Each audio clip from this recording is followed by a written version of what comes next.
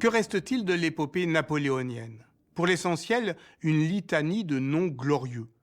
Rivoli, Austerlitz, Iéna, Wagram, la Moskova, ce sont des noms de bataille. Mais qu'est-ce qu'un nom de bataille? C'est le nom d'un lieu auquel s'accroche une date qui se précipite dans un récit. Et ce récit, c'est celui d'une liturgie du destin, c'est-à-dire d'un moment décisif qui choisit à coup sûr le vainqueur et le vaincu. De ce point de vue, la bataille qui oppose l'armée de Napoléon à celle du tsar Alexandre Ier à Borodino, à 120 km de Moscou, est une anti-bataille. Pendant des heures, les deux armées s'affrontent brutalement. À la fin de la journée, les Russes abandonnent le combat. Alors du point de vue de Napoléon, les Français ont gagné, car ils sont restés maîtres du terrain. Mais en face, le général Koutouzov, qui commande l'armée du tsar, proclame lui aussi la victoire.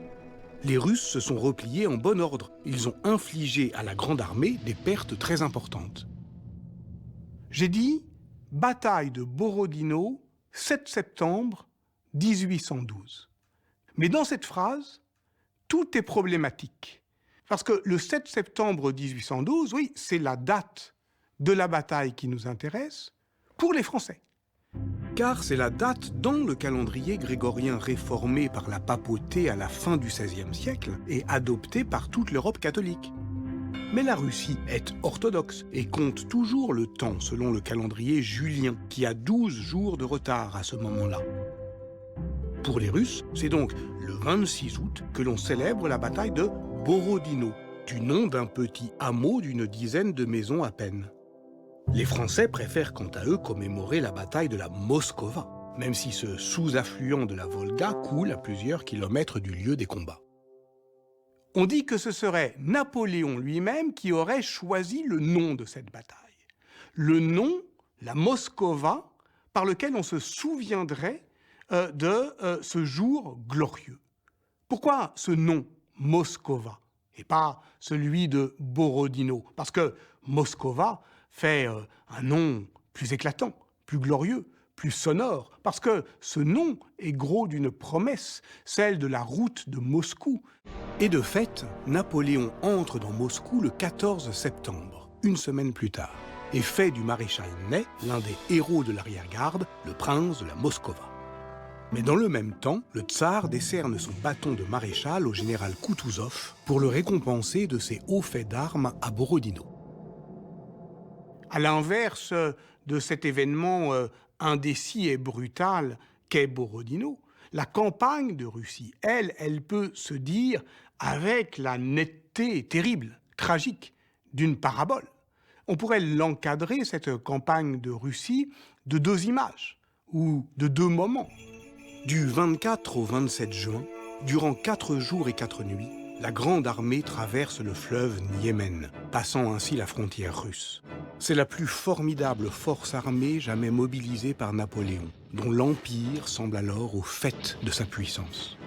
Les descriptions de ces masses mobiles revêtues d'armes étincelantes adoptent volontiers le ton épique, comme pour célébrer ce sommet de la civilisation de l'uniforme. Selon les mots du général Lejeune, tous les plus beaux hommes en grande tenue, tous les plus beaux chevaux d'Europe étaient là. Le soleil brillait sur le bronze de 1200 bouches à feu, prêtes à tout détruire. Moins de 6 mois plus tard, les 50 000 survivants de la grande armée qui refranchissent le Niémen ne sont plus qu'une cohorte hébétée de fantômes. Mais qu'allait donc faire Napoléon en Russie? Pour le comprendre, il faut prendre un peu de recul. Depuis Austerlitz, Napoléon poursuit un projet qui est une ambition que Talleyrand va qualifier de poétique parce que c'est d'une certaine manière une ambition obsessionnelle, presque chimérique. C'est l'alliance russe. Elle est pour lui motivée par 2 raisons. La première est conjoncturelle. La France issue de la Révolution a quasiment toute l'Europe contre elle. S'allier avec la Russie peut contrebalancer l'influence de l'Angleterre sur le continent. La seconde raison est plus structurelle. Napoléon a étudié l'histoire. Les désastres de la Prusse face à la Russie pendant la guerre de 7 ans, la déroute de Charles XII de Suède écrasé par les Russes à la bataille de Poltava, Il croit en avoir tiré une leçon de portée générale. Il faut toujours avoir les Russes avec soi.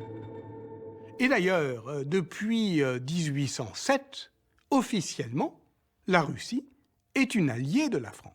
Parce que les grandes batailles, Iéna 1806, Friedland 1807, se sont soldées par une paix, la paix de Tilsit de juillet 1807, qui est un compromis sans doute illusoire de partage du monde, en tout cas de l'Europe, entre la Russie et la France. Mise en scène à grand renfort d'embrassades et de déclarations d'amitié éternelle, les accords de Tilsit réconcilient sur le papier le tsar et l'empereur. Alexandre Ier accepte l'existence de la Confédération du Rhin et du Duché de Varsovie et s'engage à participer au blocus continental contre l'Angleterre tant qu'elle n'aura pas accepté la paix avec la France. Mais loin des yeux, loin du cœur, très vite, le tsar prend ses distances. En 1809, lorsque l'Autriche déclare la guerre à la France, il ne vient pas au secours de son allié. Surtout, au fil des années, de plus en plus de navires anglais contournent le blocus et entrent dans les eaux russes. Napoléon, à ce moment-là, se prépare donc à la guerre. Mais ce qu'il faut comprendre, c'est que son objectif n'est pas la conquête de la Russie, c'est la restauration de l'alliance russe. Au fond, le récit de la campagne de Russie, il est asymétrique. On ne parle pas d'un pays contre un autre, on ne parle pas d'un homme contre un autre, on parle de la Russie contre Napoléon. On parle de la démesure d'un pays qui effraie par sa massivité, sa puissance continentale, par son système politique, contre le génie militaire d'un homme. Or, cet homme incarne non seulement la France, mais un empire qui semble alors à son zénith. L'Empire français couvre 134 départements et rassemble 45 millions d'habitants, soit un Européen sur 4. Des États satellites tenus par sa famille complètent le dispositif. Le royaume d'Italie aux mains de son beau-fils, le royaume de Naples confié à son beau-frère, les royaumes d'Espagne et de Westphalie régis par ses frères. Enfin, avec le ralliement de la Prusse et de l'Empire d'Autriche, c'est tout l'Est de l'Europe qui est tombé sous influence française. C'est-à-dire que l'Empire en 1812, c'est une très grande France, mais c'est une France distendue, hasardeuse, presque boursouflée. C'est un empire qui est d'une certaine manière au sommet de sa puissance territoriale, de sa capacité d'organisation politique et de mobilisation militaire. Mais ce dont on a à parler, justement, c'est de la faiblesse de cette puissance. À l'image de l'Empire, la coalition menée par Napoléon est constituée d'un patchwork de nationalités et de langues. Sur les 440 000 hommes qui forment l'armée des 20 nations, comme on l'appelle à l'époque, il y a 40% de contingents étrangers. 115 000 soldats viennent de la Confédération du Rhin, 80 000 de Pologne, 36 000 de Prusse, 31 000 d'Autriche, 20 000 d'Italie. Mais il y a aussi des Espagnols, des Portugais, des Suisses, des Croates et des Danois. On a toutes ces nationalités qui font de la Grande Armée une force de coalition internationale sous commandement français. Et c'est d'une certaine manière la chaîne de commandement qui va poser problème. Parce que la composition de la Grande Armée, on peut dire, elle est diplomatique. Mais son commandement, en revanche, non seulement il est strictement français, mais il est même dynastique. Le premier corps d'armée est commandé par Napoléon lui-même, le deuxième par son frère Jérôme, le troisième par Eugène de Beauharnais, le fils de Joséphine, adopté par Napoléon. Pourquoi cette chaîne de commandement qui met aux avant-postes des jeunes chefs sans aucune expérience militaire? C'est que l'ambition de fonder une dynastie intégrée à l'Europe des princes est devenue cruciale pour Napoléon. Le 27 janvier 1810, il a épousé l'archiduchesse Marie-Louise dans le but de sceller l'alliance avec l'Empire d'Autriche. Et le 20 mars 1811, un héritier lui est né, le roi de Rome. Au fond, celui qui Et en Russie, en 1812, bien sûr que c'est toujours ce général victorieux, mais c'est un prince, c'est un souverain, c'est un monarque. Il se déplace d'ailleurs avec la maison de l'empereur, qui est une sorte d'État dans l'État, qui atteint, là encore, un sommet presque démesuré d'organisation et de faste, comme si la pompe du palais des Tuileries était projetée en Russie. Ce ne sont pas moins de 52 voitures qui sont mobilisées au service du confort de l'empereur. Les fourgons impériaux transportent 3464 bouteilles de vin et de liqueur, dont 422 bouteilles de chambertin, 102 de champagne, autant de madère, mais aussi des dizaines de kilos de chocolat, de gruyère, de moutarde. Ici encore, la campagne de Russie se raconte comme l'aventure exaltée de la démesure. L'histoire traditionnelle a beaucoup insisté sur cette figure un peu empâtée de Napoléon qui viendrait d'une certaine manière ralentir le génie militaire de Bonaparte. Une chose est certaine, c'est que le 7 septembre 1812, c'est pas le jour de l'intelligence stratégique, c'est pas le jour du génie militaire.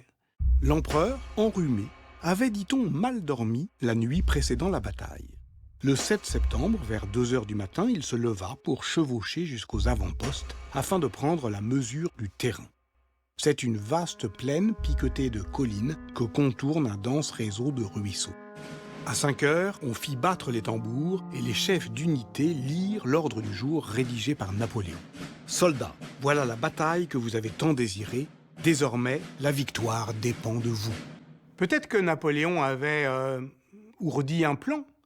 Peut-être qu'il avait imaginé un grand mouvement tournant qui, une fois de plus, allait subjuguer ses adversaires et rendre admiratifs les historiens futurs de la chose militaire.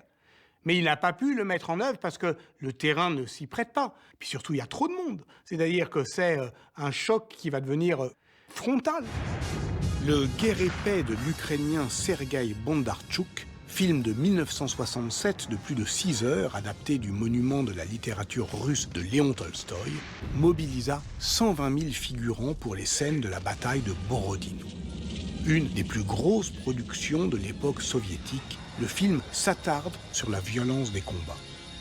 On voit comment l'attaque principale est lancée sur le centre, avec pour objectif la grande redoute que les Russes appellent du nom du général qui la commande, la redoute Raïevski. Dans sa nouvelle L'enlèvement de la redoute, Mérimée compare ce fortin truffé de pièces d'artillerie au cône d'un volcan au moment de l'éruption.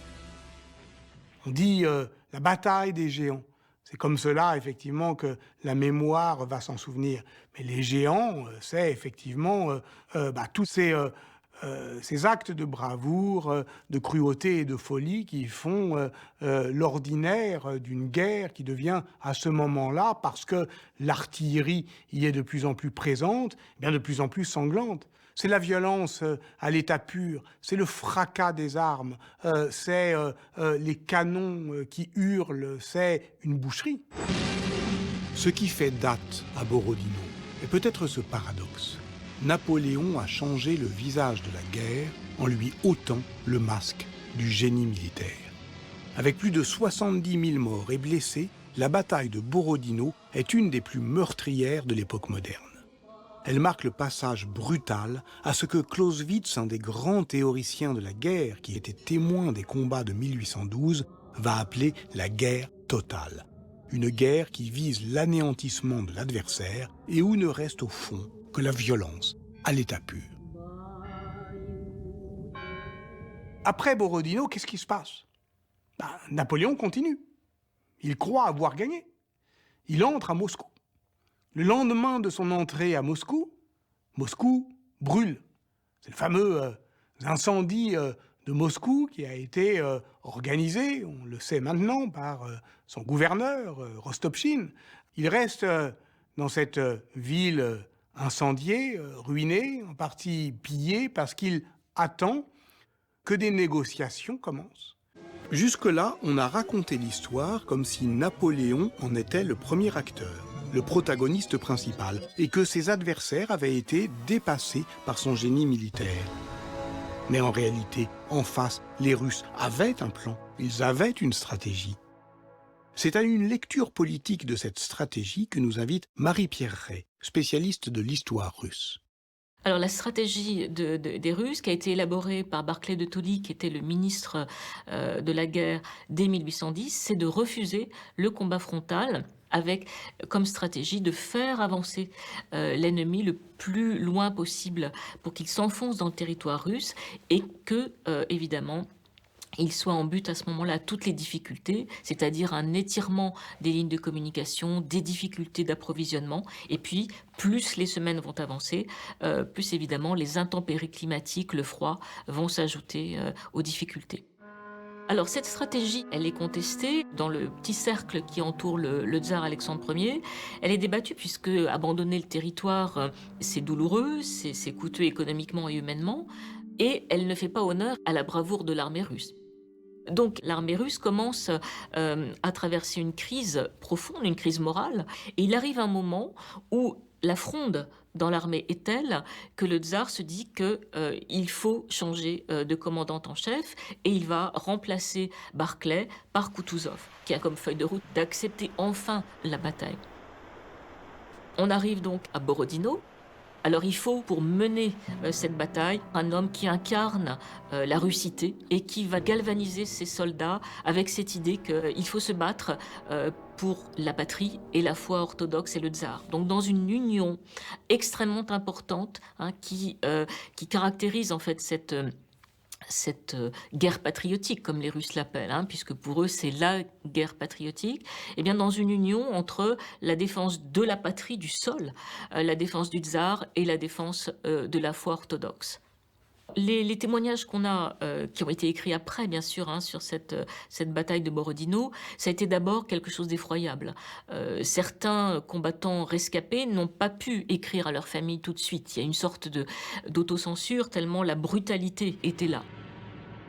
Napoléon dira « les Russes se font tuer comme des machines », expression évidemment qui en dit long sur cette capacité des Russes à tenir. Alors le lendemain, que faut-il faire ? Est-ce qu'il faut recommencer à combattre ? C'est le projet de Napoléon qui veut reprendre l'offensive pour obtenir cette fameuse victoire décisive et obtenir une négociation du tsar, car c'est ça son objectif. Et de l'autre, les Russes qui vont refuser de reprendre cette offensive pour reprendre la stratégie de Barclay, qui est finalement de laisser encore l'ennemi s'avancer, quitte à céder Moscou. L'incendie de Moscou, ce sera un symbole. La propagande officielle va intelligemment accuser Napoléon d'avoir brûlé la ville. Ils vont instrumentaliser l'incendie pour montrer la cruauté de l'ennemi, parce qu'on ne peut pas à la fois se prétendre héritier des Lumières, comme le dit Napoléon, et se prêter à l'incendie de Moscou, même si on sait qu'il n'y est pour rien. Mais pour les Russes, c'est ça aussi, cette guerre, une guerre qui engage le pays, la patrie, et qui va jusqu'au sacrifice non seulement des hommes, mais de cette capitale sacrée. Reste à comprendre comment la campagne de Russie a pu ébranler la construction impériale napoléonienne en France à des milliers de kilomètres. Pour cela, reprenons la chronologie des événements. 19 octobre, Napoléon quitte Moscou et commence alors l'effrayante retraite de Russie. 27 novembre, c'est la bataille de la Bérésina. 12 décembre, la grande armée décimée retraverse le Niémen. Mais je dis là les dates des événements, et non les dates auxquelles en France on prend conscience des événements. Pour mesurer le décalage dans le temps, il faut tenir compte des délais d'acheminement du courrier. 2 semaines pour le courrier réservé à l'empereur, 4 à 8 semaines pour la poste aux armées. Or, très rapidement, le courrier est intercepté par les Cosaques et les partisans qui ne se contentent pas de harceler les troupes sur le chemin du retour. Les familles des soldats ne reçoivent donc plus de nouvelles pratiquement jusqu'en mars 1813. Donc, on sait qu'il y a un silence postal qui dure jusqu'en février-mars et qui inquiète. Mais normalement, les Français, sous l'Empire, ne sont pas seulement informés par les lettres des soldats. Ils sont d'abord et avant tout informés par un grand document de propagande qui s'appelle les bulletins de la Grande Armée. Le récit de la bataille de la Moskova occupe le 18e bulletin, daté du 10 septembre. Il est triomphal, comme il se doit. On a tiré 60 000 coups de canon, l'empereur n'a jamais été exposé, sa garde n'a perdu aucun homme, la victoire n'a jamais été incertaine. Le 20e bulletin, publié le 3 octobre, révèle l'incendie de Moscou par 300 à 400 brigands à la solde du gouverneur de la ville. Le 22e annonce que l'incendie est maîtrisé et que l'on a aperçu les premières gelées blanches. Le 23e inquiète, car il ne dit toujours rien de l'empereur. Le 25e annonce le départ de Moscou pour que les troupes s'éparpillent et trouvent le gîte et le couvert. Le 29e relate que, jusqu'au 6 novembre, le climat a été bon et l'armée a besoin de refaire sa discipline.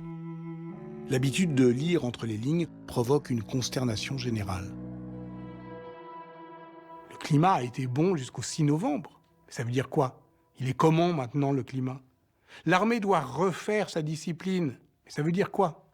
Ça veut dire que c'est la débandade ? Et où est l'empereur ? Il faut comprendre ce que c'est que l'Empire napoléonien. C'est une sorte de machine permanente, obsessionnelle à appeler l'opinion. Et donc, dès qu'elle se grippe, cette machine, alors ça s'effondre. Et ça s'effondre d'un coup. Bien sûr, les choses ne sont pas jouées en 1812. Il n'empêche que pendant la campagne de Russie, si on voit la campagne de Russie depuis la France, quelque chose de cette mécanique de croyance politique s'est brisé. Et s'est brisé durablement.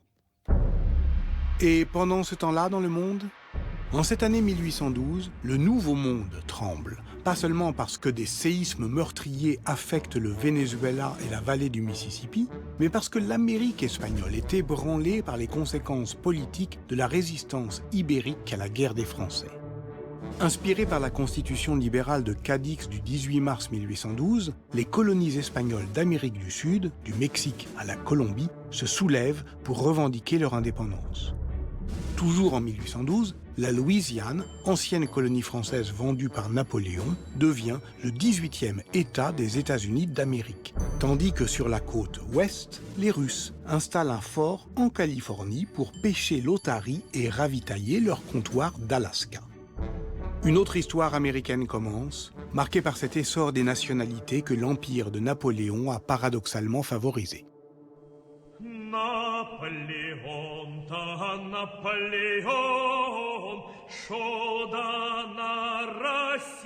La guerre contre les Français de l'année 1812 s'intègre à l'imaginaire folklorique immémorial de la guerre des patriotes russes contre les ennemis de la foi, chanté par exemple par les Bylines, qui mêlent les hauts faits de personnages légendaires à des souvenirs historiques très anciens.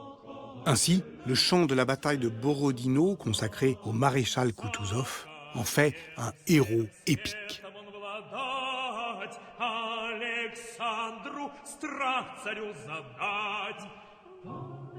La guerre patriotique, c'est un grand thème de la conscience russe. Elle s'inscrit dans l'imaginaire des Bylines, elle s'inscrit aussi dans l'histoire contemporaine. Lorsque Staline fait son grand discours du 3 juillet 1941, il évoque 1812 et il dit ceci: on croyait l'armée de Napoléon invincible, mais il n'y a aucune armée invincible. Et nous allons vaincre Hitler comme nous avons vaincu Napoléon. On retrouve cette superposition dans la topographie même du site de la bataille, devenu très tôt lieu de mémoire. S'y côtoient aujourd'hui des monuments commémorant la bataille de 1812 contre Napoléon et l'autre bataille de Borodino qui opposa les troupes soviétiques à l'armée allemande. Il y a, dans ces recouvrements d'un lieu par un autre, cette étrange idée que l'histoire peut être préfigurée parce qu'il y a des fatalités géographiques. Or, ce qui a vaincu Napoléon, ce n'est pas la Russie comme fatalité géographique, ce sont bien les Russes. Ce qui est en jeu à Borodino, et au fond ce qui fait date, c'est qu'il y a deux mémoires affrontées. C'est que 1812 ne désigne pas la même chose en France et en Russie. De quoi 1812 est la date? Pour la France, c'est du début de la fin de l'Empire napoléonien. Pour la Russie, c'est l'acte de fondation ou de refondation de la nation russe.